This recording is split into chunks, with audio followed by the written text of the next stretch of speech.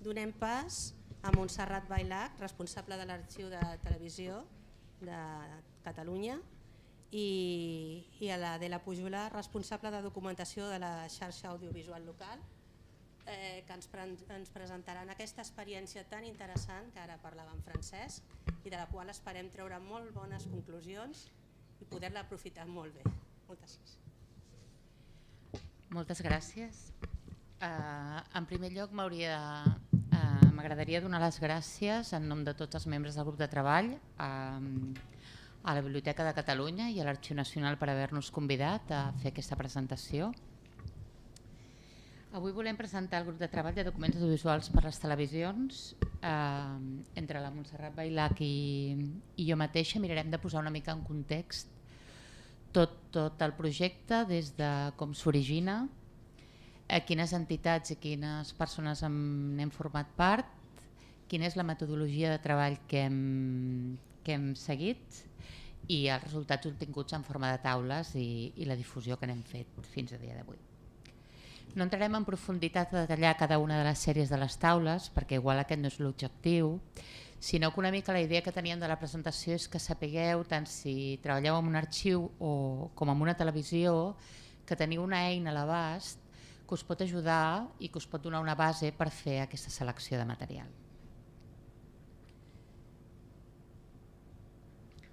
A veure, el projecte parteix de l'Observatori d'Arxius i Televisions Locals.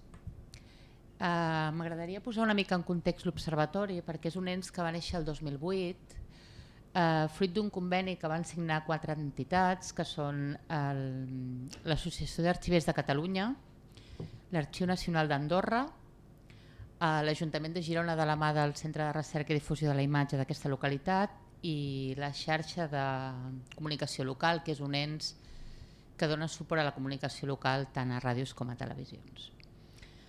Aquest observatori, la idea de formar aquest observatori va ser quan, al veure la quantitat ingent d'hores de material audiovisual de televisió que estaven a punt de perdre's pel pas del temps, per la degradació dels suports, per la falta de maquinari i també, per què no dir-ho, per la poca preparació del personal que havia d'abordar aquest material. Llavors, una mica la idea d'aquest observatori era sentar bases metodològiques, proposar bones pràctiques, ser un fòrum d'intercanvi entre professionals del sector per poder compartir experiències i posar sobre la taula problemàtiques. No vull centrar-me en l'observatori, però sí m'agradaria dir-vos que hi ha un blog, que si voleu teniu curiositat, a veure si s'obrirà, que és aquest, on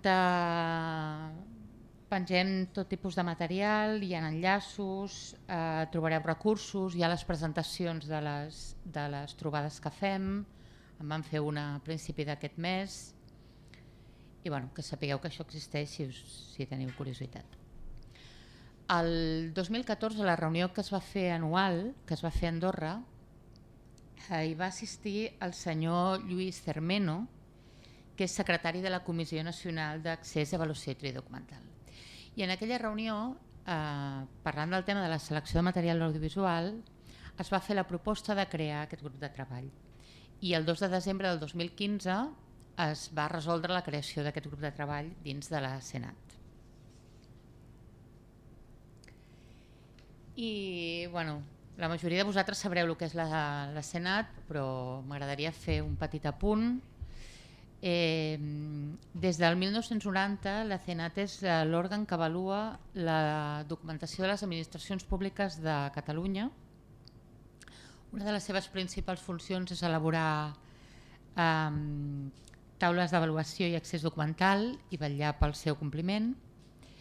I aquestes taules regulen el període de conservació dels documents i el seu règim general d'accés. Les taules s'elaboren a partir d'un grup de treball format per professionals dels arxius i de diferents disciplines que estan vinculades a la documentació que es treballarà i coordinades per una vocal de la comissió. Aquest grup de treball en concret de l'audiovisual, l'objectiu que hi havia era de donar màxima representativitat a tots els sectors i es va fer un grup de treball format mixta, format per arxius, televisions, també la Filmoteca, no tot organismes que tenen com a punt en comú el tractament de material audiovisual. Els participants són 7, capitanejats una mica per l'Àngels Bernal, que va portar la seva experiència en l'elaboració de les taules i com a vocal de la Senat, i que ens ajudava bastant a centrar-nos quan perdíem una mica les nostres discussions la visió i la missió de les taules. Ella ens ajudava a tocar de peus a terra i ens centrava un altre cop en l'objectiu. I després el David González, que treballa a l'Arxiu Històric de Sabadell, que feia de secretari del grup, que posava negre sobre blanc tot el que es debatia, que feia les actes, els resums, tota aquesta feina farragosa que se li ha d'agrair que l'entomés amb aquest bon humor. I també ressaltar gent com la Cinta Pujal, que baixava d'Andorra per les reunions, el Pau Saavedra, que baixava de Girona, i després la Mariona Abruzzo de la Filmoteca, la Montse de TV3 i jo mateixa de la xarxa.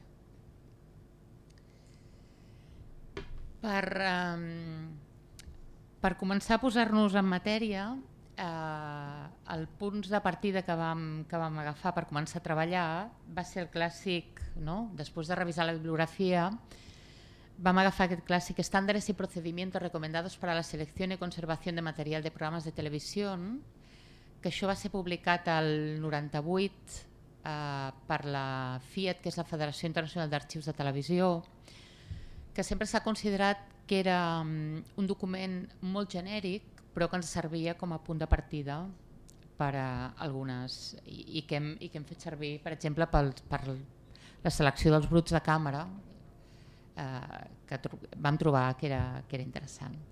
Després també vam agafar un quadre de classificació que feia servir l'arxiu aplicat al fons de la televisió de Girona i que el vam reelaborar de dalt a baix, però que com a punt de partida ens va servir. Després de l'Observatori d'Arxiu que us comentava abans, hi havia una comissió de selecció i tractament documental que es va fer el 2008 i el 2010 va presentar resultats, que el que feia era, diguéssim, agafar tot el que les televisions produïen i tot el que les televisions conservaven. I després també al final, a mode de conclusió, feia unes someres recomanacions de què s'havia de conservar i què es podia eliminar.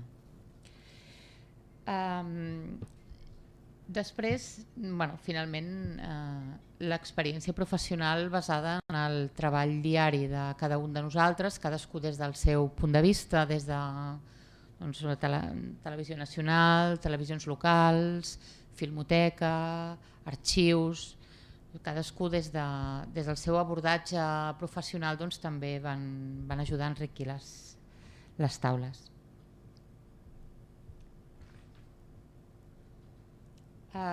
Aquí tenim una mica el resum del calendari de treball, que és molt breument, al principis del 2015 es fa la petició de crear el grup de treball, es crea a final d'aquell any, 2 setmanes després hi ha la primera reunió i després d'un any i mig i 19 reunions de treball es donen per finalitzades les taules, tenint en compte que ens reuníem cada 3-4 setmanes sense comptar períodes de vacances.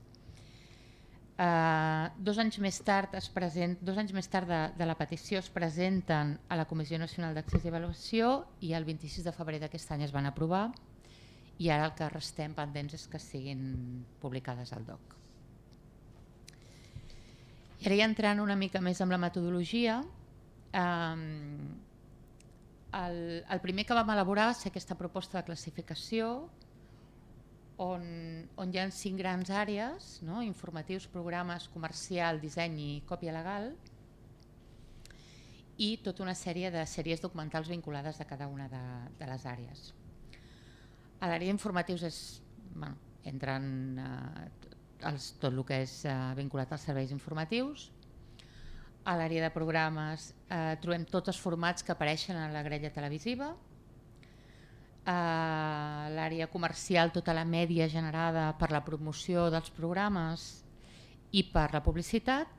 I després l'àrea de disseny i la còpia legal, que són dues àrees més transversals que aquí afecten a tota la programació i que les vam tenir en compte perquè són susceptibles d'arribar a l'arxiu.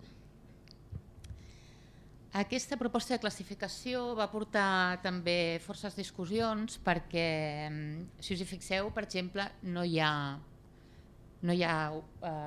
una àrea d'esports. I això, clar, a totes les televisions el departament d'esports és un departament amb molt pes i llavors ens generava dubtes, però vam decidir optar per formats televisius i no optar tant per gèneres, que no sabem si existeixen els gèneres en televisió, però no tant per temàtiques ni per l'audiència que va dirigit aquest producte. Per exemple, tampoc hi ha infantils aquí.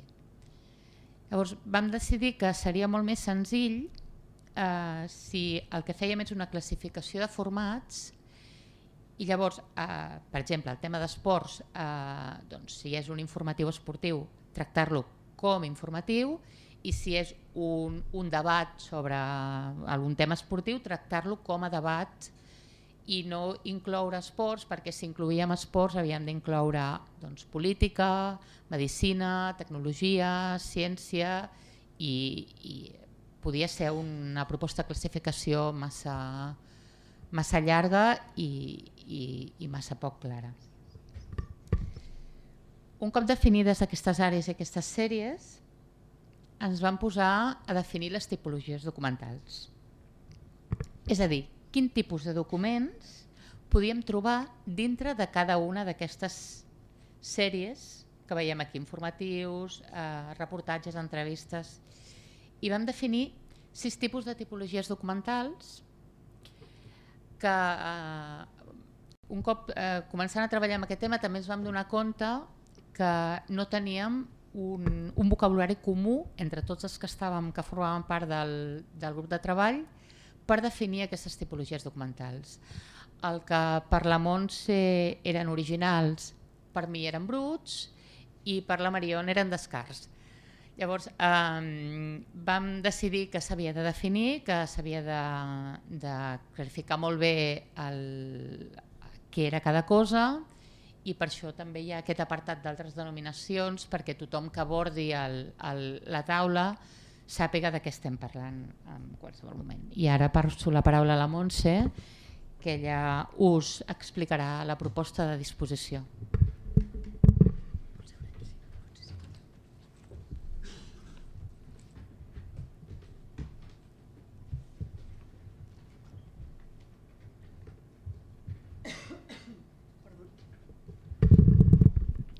Estic una mica refredada. Com us deia l'Adela, no entrarem al detall de les taules, això quan estiguin publicades i accessibles cada un de vosaltres hi podreu entrar, però sí que farem una mica un resum, una visió de què podeu trobar quan les consulteu. Amb la proposta de disposició es determina la conservació dels materials, és a dir, què ens hem de quedar i què no. Amb la producció digital, amb l'audiovisual ja és abundant, però amb la producció digital ens trobem que ha augmentat molt el que és la generació de contingut i és molt més fàcil tenir còpies, tenir clips repetits del mateix material. Per tant, més que mai, la selecció del material és interessant i l'hem de fer. No hem de conservar-ho tot. Nosaltres el que hem fet és de cada sèrie documental hem identificat quins materials podien generar, quines tipologies ens trobaríem i hem decidit 4 supòsits diferents. Si són d'eliminació total, si són d'eliminació total amb excepcions, si són de conservació permanent o si són de mostreig aleatori. La conservació permanent la veureu marcada amb groc i ens n'hem assegurat que en cada una de les sèries hi hagi com a mínim una conservació permanent d'una tipologia documental. És a dir, no perdrem mai un producte generat de cada una de les sèries, això ho conservarem. Hem de dir-vos que hem sigut bastant conservadors. A l'hora de les sessions de treball hem tingut també discussions, veureu que amb tots hi ha conservació permanent, hi ha alguns casos en què hi ha dues tipologies documentals que es conserven de forma permanent. Per exemple, en el cas d'informatius tenim els editats i els paral·lels d'antena. En el cas de reportatges tenim els màsters nets i els màsters d'emissió. Això ve donat perquè el contingut audiovisual té com una doble vessant i com que en el nostre grup hi havia gent d'arxius i gent de televisions, aquesta dualitat es feia molt patent. Per una televisió, el material audiovisual és molt important i és un actiu empresarial. S'ha de poder tornar a reutilitzar, s'ha de poder vendre, té un recorregut més llarg. Des de la vessant dels arxius té un valor més patrimonial i històric. S'ha de poder veure com es va emetre, si algú vol estudiar com era la televisió, com es va parlar d'aquell tema.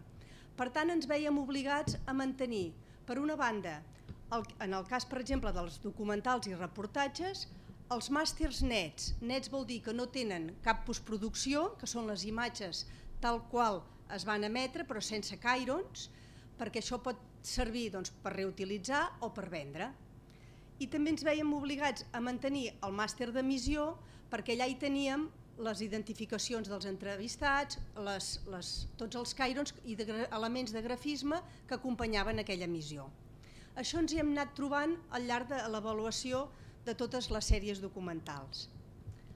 En alguns veureu, per exemple, en el cas de conferències, debats, divulgatius, magazines, concursos, reality shows, que no hi ha groc, sinó que hi ha verd.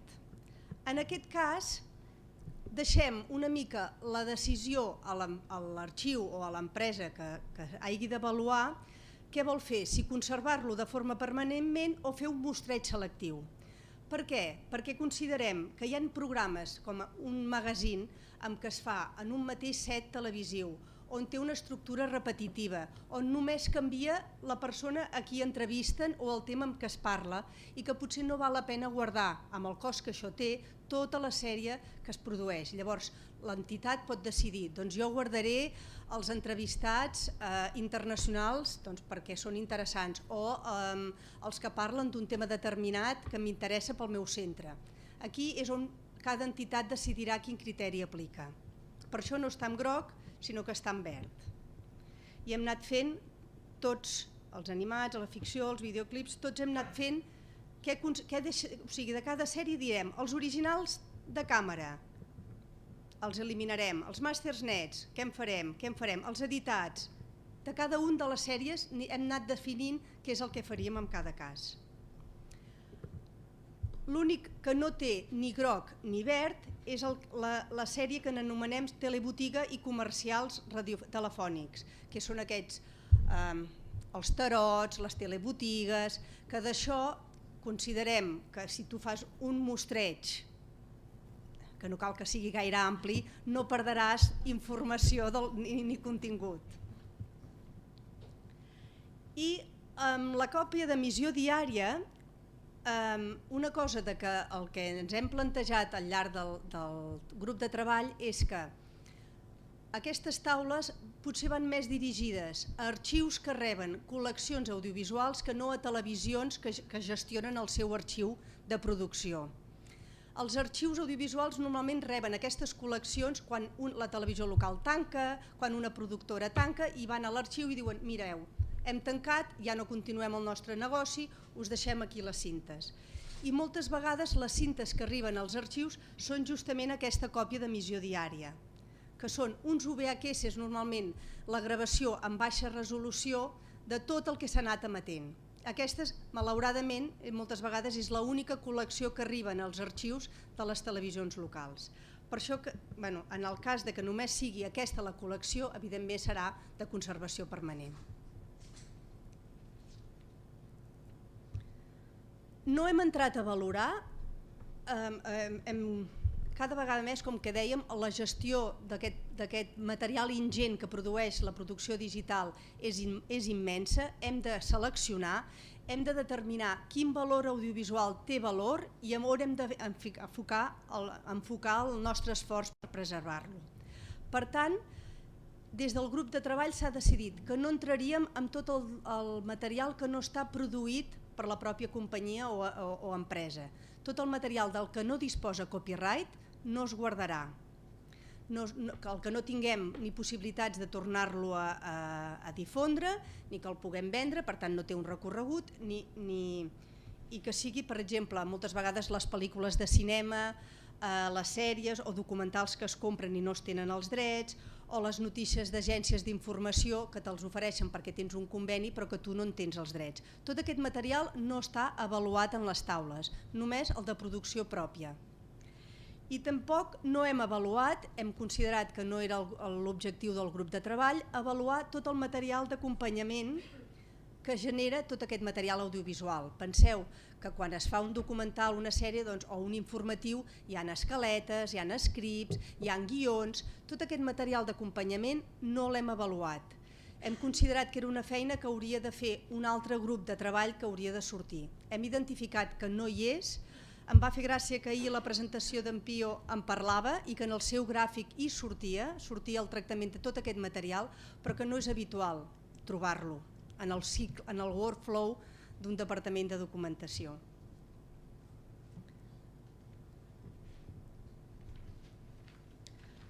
Llavors, dels únics materials que hem entrat a avaluar d'una forma més profunda és en els bruts de càmera. Hem seguit les recomanacions que parlàvem abans de la Fiat, amb què estableixen uns criteris generals. Per què? Considerem que tot el material que s'ha emès, en principi, està accessible i és el que arribarà a l'arxiu. Però hi ha tot un material que s'ha gravat i que no s'ha emès i que són el que ha generat els màsters, els preparats pels màsters d'emissió, que són els originals de càmera. És tot el que ha gravat els equips i que després s'editarà i en sortirà un producte televisiu. Aquest material original de càmera no s'ha gravat, no s'ha emès. Llavors aquí el que nosaltres hem... Perdoneu, tiro enrere un moment. En els originals de càmera de cada sèrie sempre hem dit eliminació total amb excepcions. Les excepcions serien totes aquestes.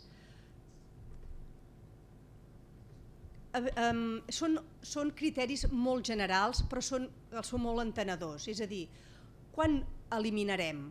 Quan no compleixin totes aquestes condicionants.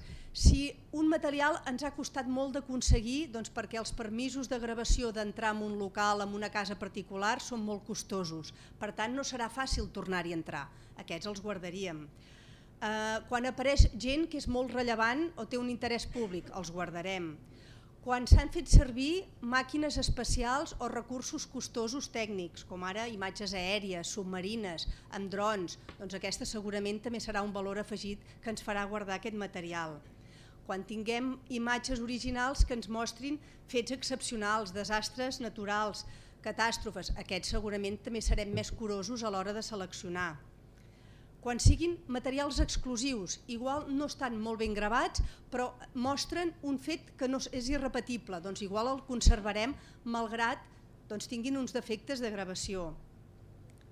I un altre dels criteris que estableix la Fiat és entrevistes que revelen opinions o actituds d'una època. Clar, això és molt general, vull dir, qualsevol entrevista et pot entrar en aquest d'allò, però això llavors ja són criteris que decidirà cada centre si conserva o els elimina.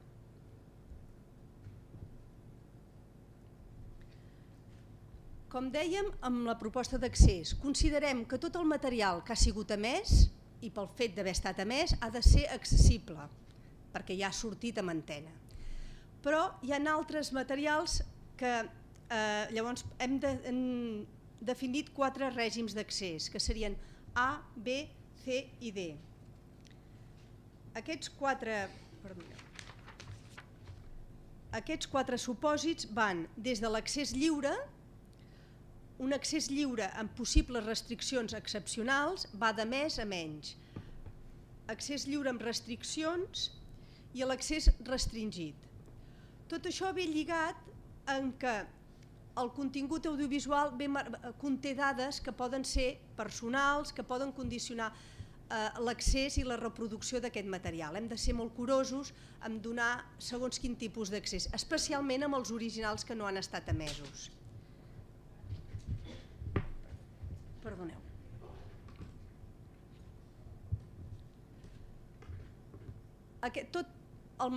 Les produccions audiovisuals van regides, estan influenciades per tota una sèrie de lleis i un marc legal molt ampli. Ara m'han anat aquí, després ja tornarem enrere. Hi ha tota una sèrie de lleis que condicionen el contingut audiovisual, com poden ser no només el de la propietat intel·lectual, que ens dona dret a vendre i a reproduir aquell fons, sinó que hi ha lleis que afecten el dret a l'honor, a la imatge personal, a la protecció jurídica del menor, a dades personals, a l'accés a la informació pública, a la transparència, i molt sovint totes aquestes legislacions entren en conflicte. I des de l'arxiu hem de decidir si aquest material que anem a posar a visibilitat d'algun usuari afecta alguna d'aquestes legislacions. Molt sovint se'ns demana, per exemple, des de televisió, que materials on surten cares d'infants han de ser pixelades, o gent que reclama el seu dret a l'honor a no tornar a sortir en unes determinades imatges perquè no vol, perquè veu afectat el seu dret a l'honor. Tot això ho hem de tenir present a l'hora d'oferir un material a l'usuari. Perdoneu.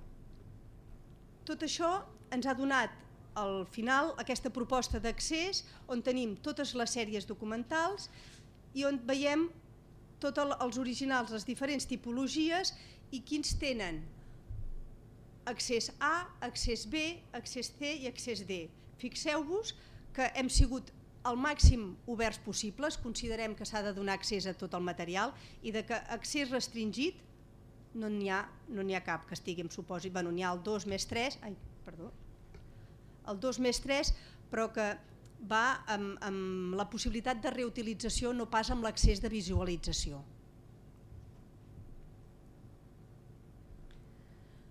Una altra de la problemàtica o característica que tenen les produccions audiovisuals és que no estan regulades pel dipòsit legal. Això passa a Espanya i en altres països de la Unió Europea, però hi ha països que sí. És a dir, no hi ha l'obligació de conservar les produccions audiovisuals fetes per les televisions. En concret, la llei diu que els programes audiovisuals emesos per prestadors de servei de comunicació audiovisual, a menys que siguin objecte de distribució, estan exempts de dipòsit legal. Això vol dir que cada televisió pot decidir què fa amb les seves emissions, conservar-les o no. Nosaltres a Catalunya tenim una llei del 29 de desembre del 2005, que és la Llei de Comunicació Audiovisual de Catalunya, que sí que obliga les televisions públiques a conservar durant 6 mesos el que s'anomena la còpia legal o jurídica.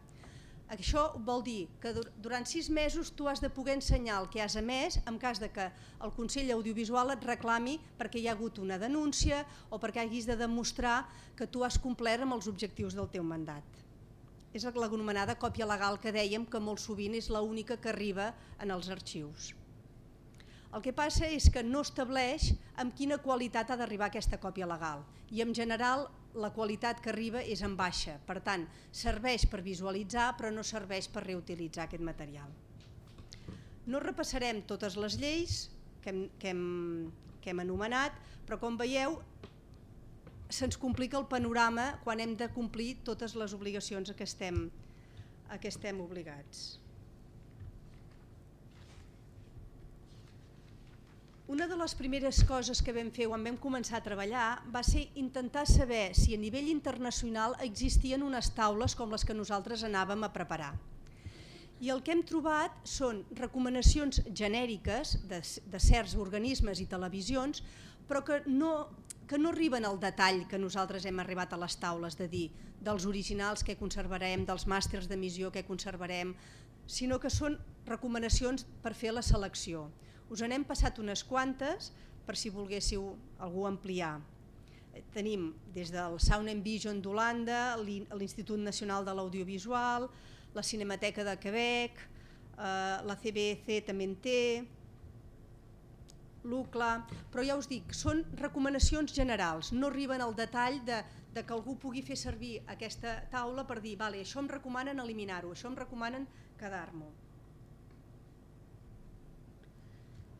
Les conclusions a què hem arribat és l'objectiu de les taules creiem que ha estat complert, creiem que hem estat donant una pauta normalitzada que ha de servir pels arxius per decidir què es queden i no a l'hora d'avaluar el fons audiovisual que els hi arriba.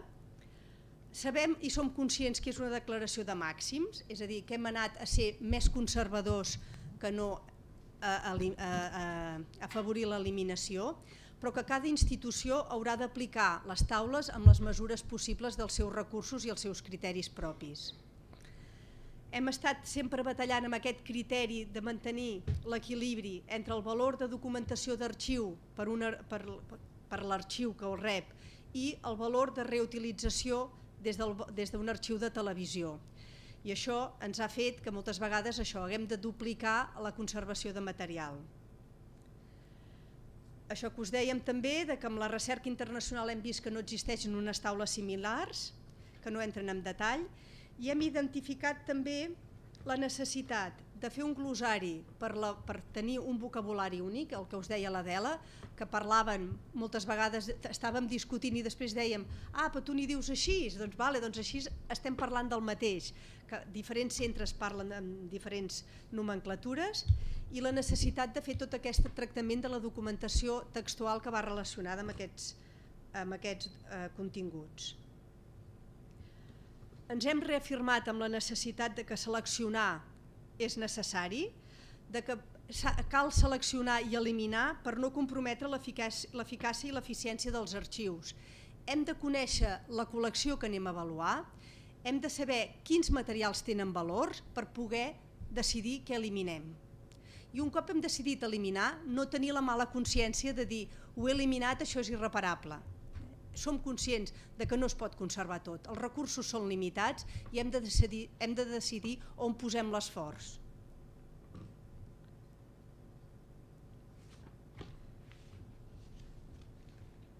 D'aquestes taules n'hem fet ja una mica de difusió, vam començar a presentar-les en el mercat audiovisual del 2006, en diferents fòrums audiovisuals hem anat a presentar les taules, a les jornades de Girona Antoni Barés del 2016, a l'Observatori del 2017, vam anar a la conferència de la Fiat també a Mèxic on també les vam presentar, a l'Observatori ara permanent que va haver a la reunió a Andorra i ara finalment a les vostres jornades. Tot i així, encara no donem la feina acabada, la comissió encara té algunes tasques pendents. Primer, la publicació al DOC, això no depèn de nosaltres, però sí que se'ns ha demanat d'elaborar com una guia manual que acompanyi a les taules per fer més assequible i més fàcil la consulta i aplicació d'aquest instrument. També ens plantegem fer una traducció d'aquesta guia manual bàsicament en castellà i en anglès. Queda pendent també que tots vosaltres que treballeu amb arxius i que us arriben col·leccions audiovisuals les apliqueu i ens feu una mica l'intercanvi d'experiències, ens digueu quines problemàtiques us sorgeixen a l'hora d'aplicar aquestes taules. Per tant, la comissió continuarà viva fent una mica assessorament quan us sorgeixin dificultats. Hem de fer més difusió d'aquest producte, que no n'hem començat, i se'ns ha també encarregat un article a la revista Lligall de l'Associació d'Arxivers on expliquem tot el procés d'elaboració de les taules. Res més, posar cara a tota la gent que ha participat en el grup de treball. Jo crec que ha estat molt estimulant, a cada reunió sortíem amb... Et feia replantejar moltes vegades per què fem això en el nostre lloc de treball, coses que al dia a dia de vegades no tens temps de parar a pensar amb tot el que... Per què prens aquesta decisió? Doncs aquí ens ha sigut molt útil i res, i moltes gràcies per la vostra atenció.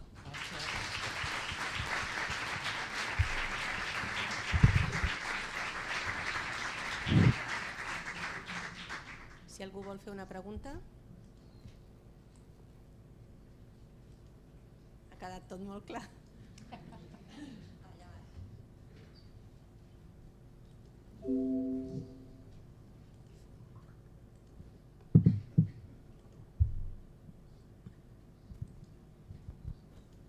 Hola, només us volia demanar com us heu plantejat el tema de producció pròpia que poden fer els centres però que conté material extern, d'acord? Com aquestes produccions, bàsicament pel tema de drets, no? Si les conserveu, però quan a dintre això hi ha material propi de la televisió i altres materials que no teniu els drets. Si això us heu plantejat i quina solució hi heu donat? En aquest seminari de la Fiat que va haver-hi a Venècia fa uns dies van sortir dos temes principals. Un era que cada vegada més els arxius audiovisuals tindran el problema dels copyrights, dels drets, i l'altre, el tema del dipòsit legal, que es perd molt material audiovisual pel fet que les produccions televisives no estiguin sota el marc del dipòsit legal. I llavors des de la Fiat es va pensar que es podria intentar fer una mica de lobby per intentar canviar que sigui una normativa europea que obligués a tots els estats a incloure les produccions audiovisuals en el dipòsit legal. En el tema de les produccions pròpies que inclouen material que no és teu, cada centre haurà de decidir. Per exemple, nosaltres això ens passa amb materials d'agència. Incorporem en les nostres produccions material d'agència del que no som propietaris. Mentre tens un conveni amb aquella agència que t'ha fornit aquell document, aquell material, tens un conveni vigent, tu aquell material és teu i en pots fer un ús. Has de tenir molt ben molt ben documentat quins drets tens sobre aquelles imatges i quines imatges són les que no tens drets pel futur de l'arxiu i la futura reutilització d'aquest material.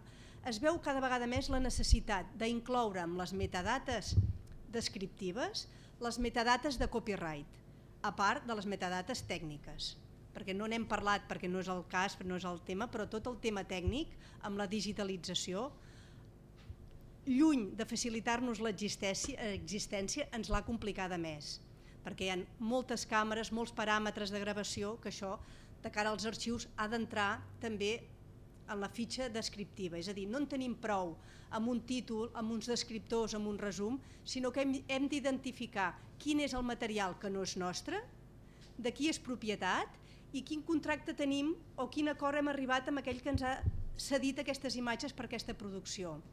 Perquè, com bé sabeu, quan fas una producció audiovisual i tu compres un material extern, el compres per a aquella producció. No pots tornar-lo a fer servir.